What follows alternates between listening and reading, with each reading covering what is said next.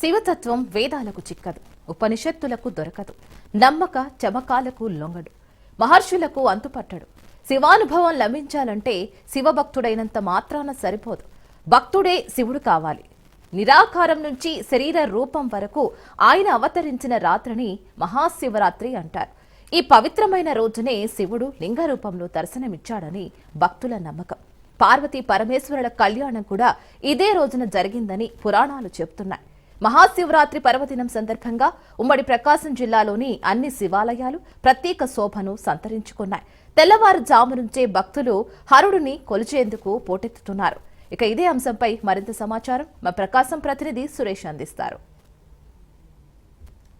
మహాశివరాత్రి సందర్భంగా ఉమ్మడి ప్రకాశం జిల్లా శైవ క్షేత్రాలన్నీ హరనామస్మరణతో మారుమవుతున్నాయి. తెల్లవారుజాము 4 గంటల నుంచే భక్తులు ఆలయాలకి పెద్ద సంఖ్యలో అయితే పోటెత్తున్న పరిస్థితి కనబడుతుంది. ప్రస్తుతం మనం చూసుకుంటే చిన్నగంజం మండలంలోని సోపిరాలలోని రామకోటేశ్వర స్వామి ఆలయంలో ఉంది. ఇక్కడ చూసుకుంటే తెల్లవారుజాము 3 గంటల నుంచే స్వామివారికి ప్రత్యేక పూజలు అభిషేకాలతో ఈ ప్రాంతం అంతా కిటకిటలాడుతుంది. భక్తులు కూడా వేల సంఖ్యలో ఇప్పటి వరకు స్వామివారిని దర్శించుకుంటున్నారు. మరోవైపు చూసుకుంటే ఈ ఆలయ ప్రాంగణంలో ఇటు భక్తులంతా కలిసి కుటుంబ సమేతంగా స్వామివారికి అభిషేకాలు చేసిన పరిస్థితి ఉంది. అయితే ఈ రోజు మహాశివరాత్రి సందర్భంగా ఈ రోజుకున్న విశిష్టత ఏందనేది ఇక్కడ ఉన్న ఆలయ పూజారిని అడిగి తెలుసుకునే ప్రయత్నం చేద్దాం. స్వామి, చెప్పండి, అసలు మహాశివరాత్రి అంటే ఏంది, దీనికి ఉన్న విశిష్టత ఏంది? ఓం వాగర్త వివ సంప్రక్తో వాగర్త ప్రతిపత్తరే జగదప్యతరో వందే పార్వతీ పరమేశ్వరు. ఈ యొక్క పార్వతీ పరమేశ్వరులు అనే వాళ్ళు ఈ జగత్ అందరికీ కూడా తల్లిదండ్రులు లాంటి వాళ్ళు. వాగర్త వివ సంప్రక్తో వాగర్త ప్రతిపత్తరి ఈ జగత్ అంతటికీ కూడా యొక్క పార్వతీ పరమేశ్వరులు తల్లిదండ్రులు లాంటి వాళ్ళు. ఈ యొక్క మాస శివరాత్రి ఈ రోజు అంటే ఏంటంటే మహాశివరాత్రి ఈరోజు. కానీ ఈ శివరాత్రి అనేది ప్రతి నెలలో కూడా బహుళ చతుర్దశి రోజున వస్తుంది. కానీ ఈ మాఘమాసంలో వచ్చేటువంటి బహుళ చతుర్దశినే మహాశివరాత్రి పర్వదినంగా మనం అనాదిగా కొలుచుకుంటూ వస్తున్నాం. కాబట్టి ఈ మహాశివరాత్రి రోజున స్వామివారి అర్ధరాత్రి 12 గంటల సమయంలో లింగోద్భవ కాలంలో ఆయన ఉద్భవించడం జరిగింది. కాబట్టి ఈ పరమశివుడు ఏంటంటే లయకారకుడు.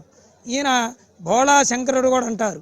ఈ భక్తులందరూ కూడా మరి ఈ పరమశివుడికి అభిషేకం చేయడం ద్వారా తమ కోరినటువంటి కోరికలన్నీ కూడా అతి సునాయాసంగా పొందడానికి ఈ మహాశివరాత్రి పర్వదినం కోసం ఈ భక్తులందరూ కూడా సంవత్సరం పొడుగునా కూడా ఈ రోజు కోసం వాళ్ళు ఎదురు చూసి ఈ రోజు వచ్చినటువంటి మహాశివరాత్రి పర్వదినం సందర్భంగా భక్తులందరూ కూడా స్వామివారిని దర్శించి, అంతేకాకుండా ఈ పరమశివుడికి అభిషేక ప్రియుడు.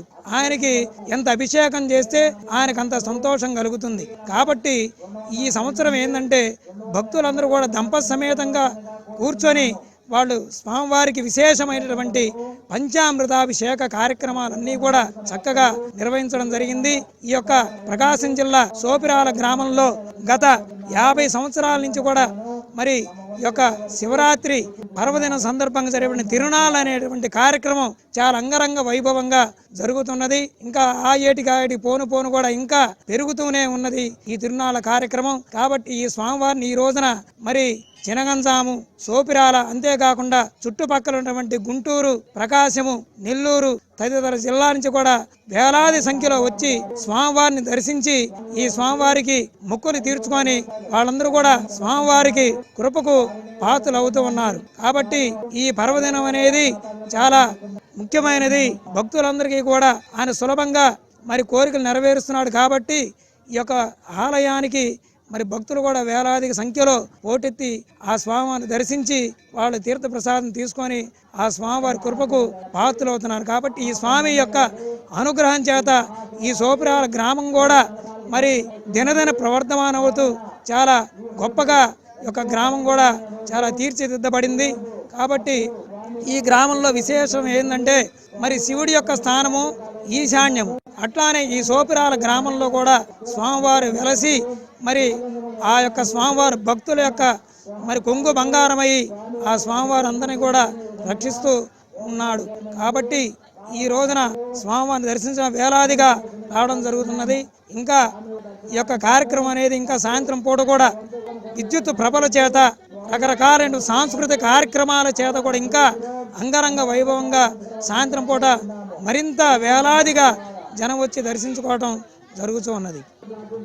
ఇది ఈ సోపిరాల్లో ఉన్న ఏదైతే రామకోటేశ్వరం ఆలయం ఉందో ఈ గ్రామంలో ఈ ఆలయం నిర్మించిన తర్వాతే ఈ గ్రామస్తులు చెప్పడం ప్రకారం మంచి జరుగుతుందని, అట్లాగే ఈ ఆలయం అయితే దాదాపుగా 50 ఏళ్ల క్రితం నిర్మించిన పరిస్థితి ఉంది. అప్పటి నుంచి ఈ గ్రామం దినదినాభిప్రాయంగా పెరుగుతుందని చెప్పి, అట్లాగే ఈ రోజు సాయంత్రం ఇక్కడ జరిగే తిరణాలు అయితే ఇటు కోటప్పకొండ తిరణాల తర్వాత ఉమ్మడి ప్రకాశం జిల్లాలో అత్యంత గొప్పగా వైభవితంగా అయితే ఇక్కడ తిరణాలు అయితే జరుగుతున్న పరిస్థితి కనబడుతుంది. ఈ తిరణాలకి ఇప్పటికే అన్ని రకాల ఏర్పాట్లు అయితే ఆలయ కమిటీ చైర్మన్ కానీ కమిటీ సభ్యులు కానీ చేసిన పరిస్థితి కనబడుతుంది. దాదాపుగా 13 ప్రభలు ఇక్కడ విద్యుత్ ప్రభలు ఏర్పాటు చేసి వచ్చే భక్తులకు అన్ని రకాల సౌకర్యాలు కల్పించడం అయితే జరుగుతుందని చెప్తున్నారు. మరోవైపు అయితే ఎటువంటి అవాంఛనీయ ఘటనలు జరగకుండా, ఎటువంటి ఇబ్బందులు లేకుండా మరోవైపు పోలీస్ బందోబస్తు కూడా ఏర్పాటు చేసిన పరిస్థితి కనబడుతుంది.